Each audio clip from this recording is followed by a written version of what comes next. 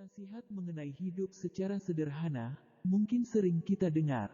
Dalam ilmu filsafat, nasihat tersebut termasuk dalam ajaran filsafat Stoikisme.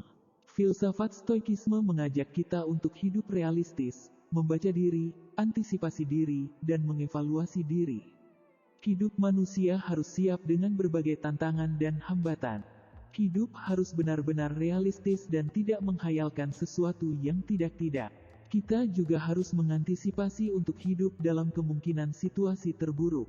Stoikisme juga disebut Stoa dalam bahasa Yunani, yang berarti adalah sebuah aliran atau mazhab filsafat Yunani kuno yang didirikan di kota Athena, Yunani, oleh Zeno dari Citium pada awal abad ketiga sebelum Masehi. Ada pula yang mencatat Stoikisme baru resmi pada tahun 108 sebelum Masehi. Zeno sangat terinspirasi oleh Socrates dalam hal etika dan keberanian, terutama dipengaruhi oleh peristiwa kematian sukarela Socrates yang ia anggap sebagai martir. Hal ini akan mempengaruhi cara berpikir mazhab Stoikisme, sebuah sekolah yang ia dirikan, yaitu bahwa kematian bukan sesuatu yang harus ditakuti, terlebih jika kematian yang dilakukan dengan sukarela demi kebaikan.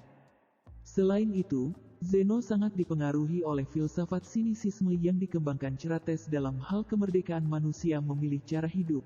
Kamu tentu pernah merasa kecewa dan marah terhadap hal-hal kurang menyenangkan yang terjadi padamu. Namun, pada dasarnya memang ada banyak hal yang tidak bisa kamu kendalikan. Salah satu cara yang bisa kamu lakukan agar lebih tenang dan bahagia adalah dengan cara menerapkan Stoikisme atau Stoa. Stoikisme adalah salah sebuah filosofi yang mengajak seseorang untuk menjaga pikiran agar tenang dan rasional terhadap sesuatu, serta tidak mudah terpengaruh dengan hal-hal di luar kendalinya. Berikut ini beberapa cara yang bisa dilakukan untuk menerapkan filosofi Stoa dalam hidupmu mulai dari sekarang. Menyadari bahwa banyak hal terjadi di luar kendali kita memang tidak salah mengharapkan sesuatu yang lebih. Tapi, sebelum melangkah lebih jauh, ada baiknya kamu menyadari bahwa banyak hal yang akan terjadi di luar kendalimu. Hal-hal seperti pendidikan, pekerjaan, relasi dan kondisi fisik bisa saja terjadi di luar ekspektasimu. Tentu, hal ini kerap kali membuat kamu kecewa dan marah dengan keadaan. Tenangkan pikiran, jangan mudah terdistrasi. Pikiran tenang adalah langkah awal untuk melakukan sesuatu. Mungkin kamu sudah beberapa kali mencoba untuk mengendalikan suasana dengan baik, termasuk mencoba memfokuskan pikiran terhadap apa yang sedang kamu kerjakan. Namun, distraksi kapan saja dapat merusak konsentrasimu. Terlebih jika kamu sedang memiliki gejolak batin yang kuat.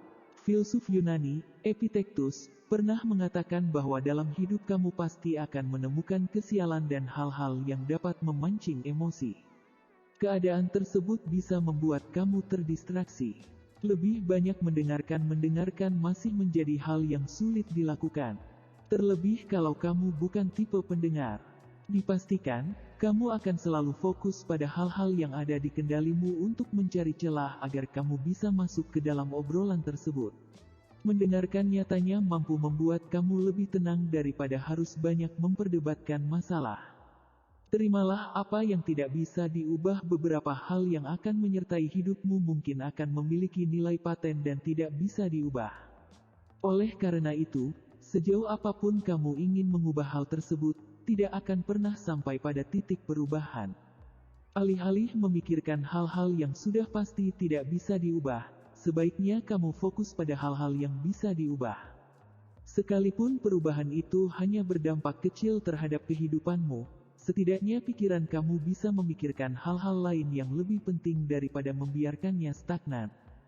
Ingatlah bahwa tidak ada sesuatu yang bertahan selamanya. Menjadi sesuatu yang lumrah ketika kamu menginginkan sesuatu agar bisa bertahan sampai kapanpun. Namun, kamu juga harus menyadari bahwa tidak ada satupun hal yang ada saat ini akan bersifat abadi. Begitu pula dengan ambisimu. Apa yang saat ini kamu inginkan suatu saat mungkin bisa kamu miliki. Tetapi, setelahnya kamu juga harus merelakannya. Ya, standar sosial untuk tampil cantik, kaya, sukses, dan lainnya kadangkala membuat kamu berpikir untuk memiliki selamanya. Jika kamu mengikuti ritme tersebut, maka cara berpikirmu sama dengan apa yang sedang kamu alami. Kamu akan merasa tenang jika apa yang kamu inginkan ada di genggaman tanganmu. Sebaliknya, kamu jadi sangat gelisah apabila apa yang kamu inginkan sudah tidak bisa lagi kamu pertahankan.